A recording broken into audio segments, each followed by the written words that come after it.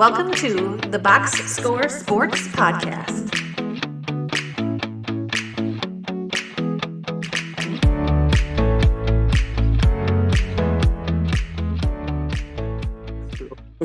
Okay, let's move on to the New York Giants. Last year, the Giants finished 6-11. Let's start with your favorite move that the Giants made. Easily Brian Burns. I think that the Tim and Thibodeau combined, they're gonna have great pressure on 100% agree. And they didn't even have to give up a whole lot for him, which I think is a win, like considering the price that the Panthers wanted before the offseason started. There was that rumor. It seemed to have been confirmed that the Rams offered like 2 first-round picks for him and they didn't do it or something like that. So it's just like, man, dumb move by the Panthers. I'm going to shout out Neighbors as well. We'll see how good he is, but everybody likes his speed. He's 6 foot, 200 pounds, 6th overall pick. So we'll see what becomes of him, but he's supposed to be a weapon a number of people really like. So we'll see if he does anything though with his quarterback. What's your least favorite move that the Giants made or did make? As well, I don't know enough to speak on what they didn't make, but as far as players they did sign, I don't see anything too egregious. They signed John Runyon from the Packers, who's like fine. I guess he only has 17 million guaranteed, so that's fine, I guess, but he's a very average guard. And then they signed Gunnar Olszewski as a punt returner, and I know that like Patriots fans and Steelers fans both got like really sick of him, so they signed him to be like a returner. And I don't know, maybe he's not that good of a one.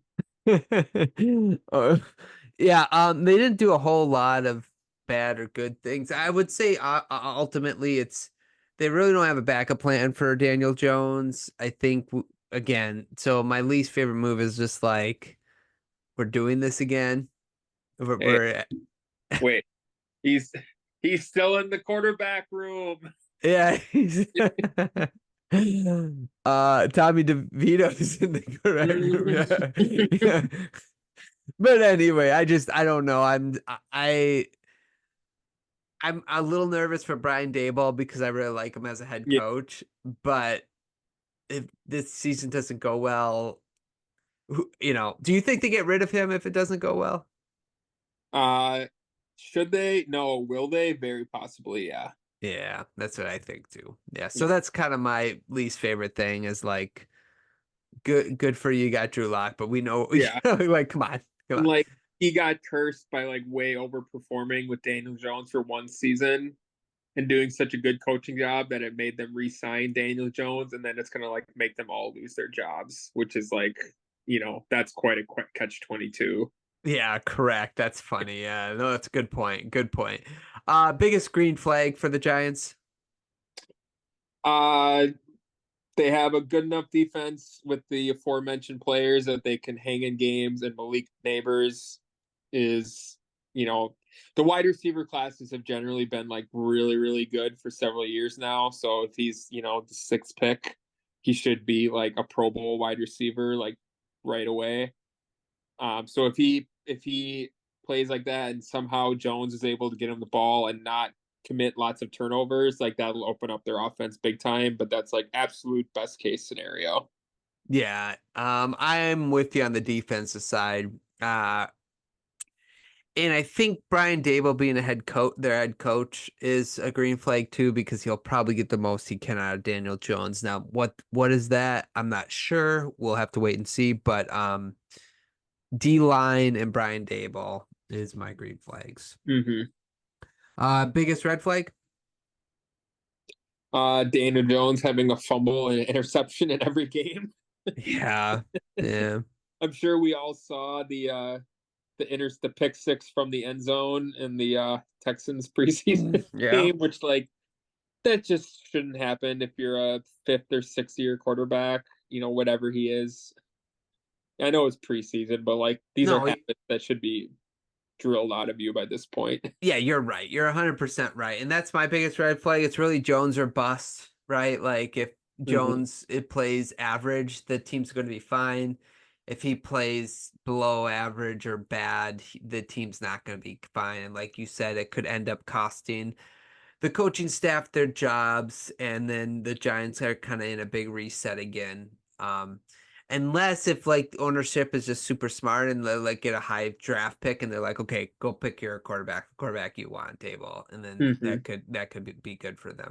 Here's the problem: is that the quarterback class next season is not looking. At least obviously we have a full season of college to play, but the quarterback class is not looking. I mean, Shedeur Sanders is right now the number one quarterback, and would you want to draft him in the top 10? Like, that's sketchy. So we'll see.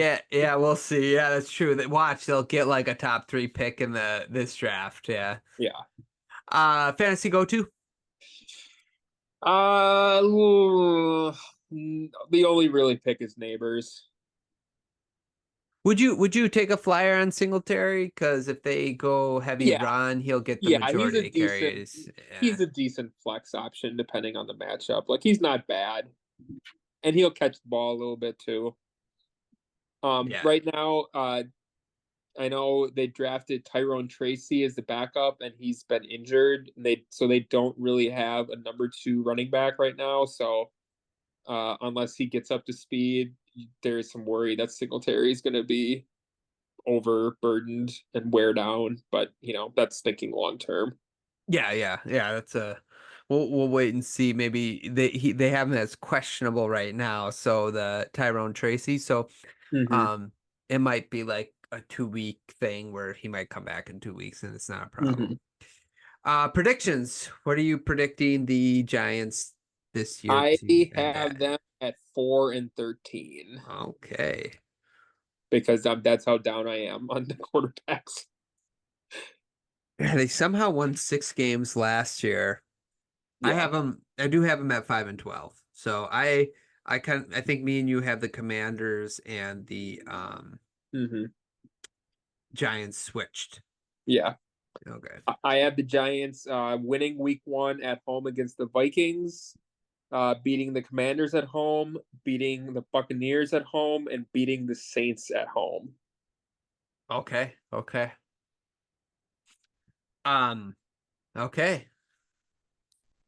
The Saints and Bucks one, that's interesting. Yeah, you got to give them a couple, I guess. Yeah. Okay, Cowboys. Let's move on to the Cowboys. Thanks so much for watching this clip of the Box Score Sports Podcast. I hope you guys enjoyed. If you haven't yet, please subscribe to our channel. Follow us on Instagram and Twitter or X. And we'll talk to you guys real soon. See ya.